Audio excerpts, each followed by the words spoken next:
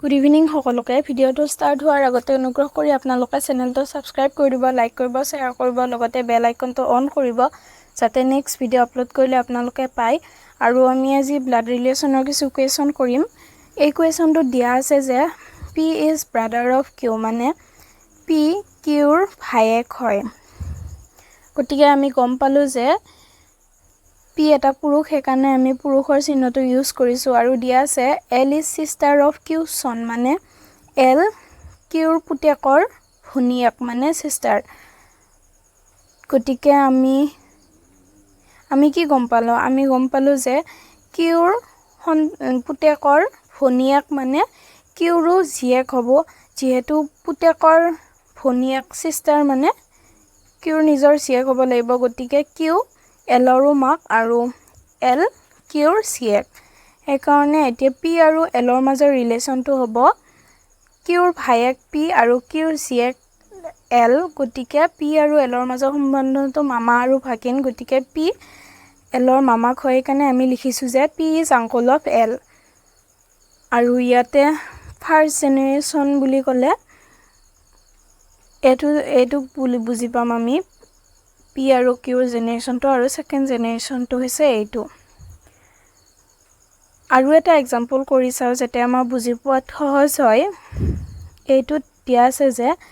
ৰামছ mother আমি আগতে লিখি লওঁ যিকেইটা দিয়া আছে গতিকে ৰামৰ মাক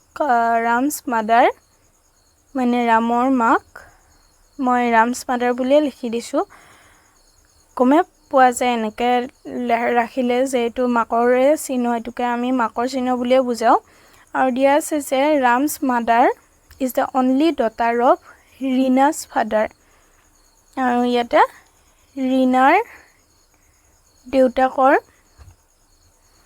এইটো ৰীনা লিখিছোঁ ৰীনাছ ফাদাৰ কৈছে ৰীনাৰ বাপেকৰ একমাত্ৰ ছোৱালী ৰামৰ মাক বুলি দিছে সেইকাৰণে আমি এইটো লিখিছোঁ আৰু আমাক সুধিছে যে ৰীনাৰ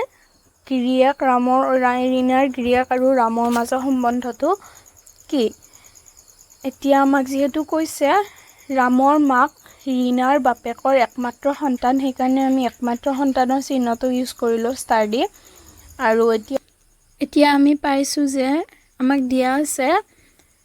ৰামছ mother is the only daughter of Reena's father মানে ৰীনাৰ বাপেকৰ একমাত্ৰ ছোৱালীৰেই পুত্ৰ হৈছে ৰাম গতিকে আমি যদি ৰীনাই নিজে কৈ আছে যে ৰীনাৰ বাপেকৰ একমাত্ৰ ছোৱালী মানে কি তাই নিজৰ কথাই কৈ আছে সেইকাৰণে ৰীনাৰ গিৰিয়েকটো এতিয়া ৰামৰ কি হ'ব যিহেতু ৰামৰ মাকটো ৰীনা গতিকে ৰীনাৰ গিৰিয়েক ৰামৰ দেউতাক হ'ব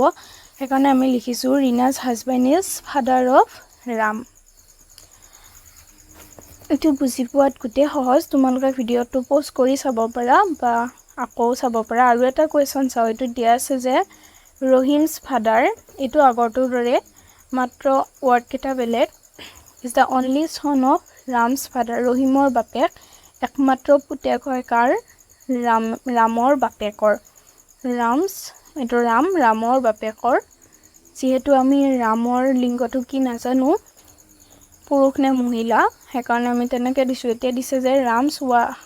হাউ ৰামছ ৱাইফ ৰিলেটেড টু ৰহিম যদি ৰামৰ ৱাইফ আছে ডেফিনেটলি ৰাম পুৰুষ হ'ব সেইকাৰণে আমি পুৰুষৰ চিহ্নটো ইউজ কৰিলোঁ এতিয়া আমাক সুধিছে ৰামৰ ঘৈণীয়েকৰ লগত ৰহিমৰ সম্বন্ধ কি মই সেইটো আকৌ দেখাই দিছোঁ যিহেতু আমাক কৈছে ৰামৰ বাপেকৰ একমাত্ৰ পুত্ৰ এইটো ৰামৰ বাপেকৰ একমাত্ৰ পুত্ৰ বুলি ক'লে ৰাম নিজে নহ'ব জানো গতিকে আমি পালোঁ যে ৰহিমছ ফাদাৰ ইজ দ্য অনলি চন অফ ৰামছ ফাদাৰ বুলি কৈছে মানে ৰহিমৰ বাপেক একমাত্ৰ পুতেক হয় ৰামৰ বাপেকৰ একমাত্ৰ পুতেক মানে কি ৰাম নিজে গতিকে ৰহিমৰ বাপেকে হ'ব ৰামৰ বাপেক আৰু ইয়াতে আমাক সুধিছে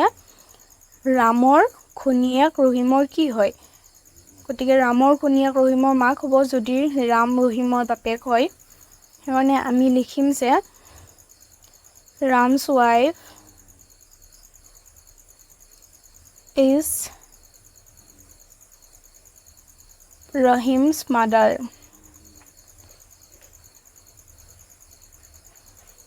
বা তোমালোকে লিখিব পাৰা Ram's wife is the mother of Rahim. আৰু এটা কুৱেশ্যন যাওঁ, এইটো দিয়া আছে যে Ram is brother of Kisan.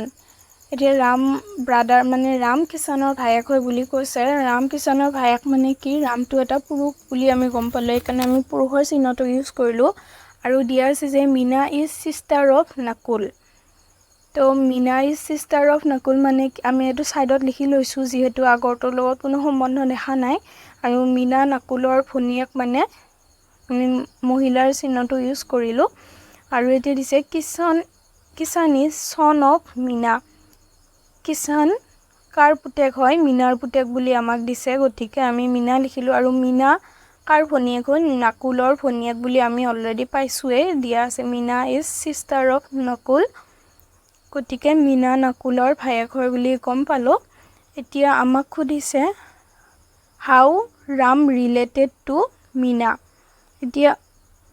Ram related to Meena সুধিছে। এতিয়া কিষাণৰ যদি ভায়েক ৰাম হয় আৰু মীনাৰ যদি পুতেক কিষাণ হয়, তেতিয়াহ'লে ৰামো মীনাৰে পুতেক হ'ব, যিহেতু ৰাম আৰু কিষাণ ভায়েক ভায়েক, সেইকাৰণে মীনাৰ পুতেক ৰামো হ'ব। Ram is brother of Kishan বুলি কৈছে, সেইকাৰণে মীনাৰ পুতেক ৰাম হ'ব। সেইকাৰণে আমি লিখিম যে Ram is son of Meena. বাকী চেনেলটো ছাবস্ক্ৰাইব কৰিব, ধন্যবাদ।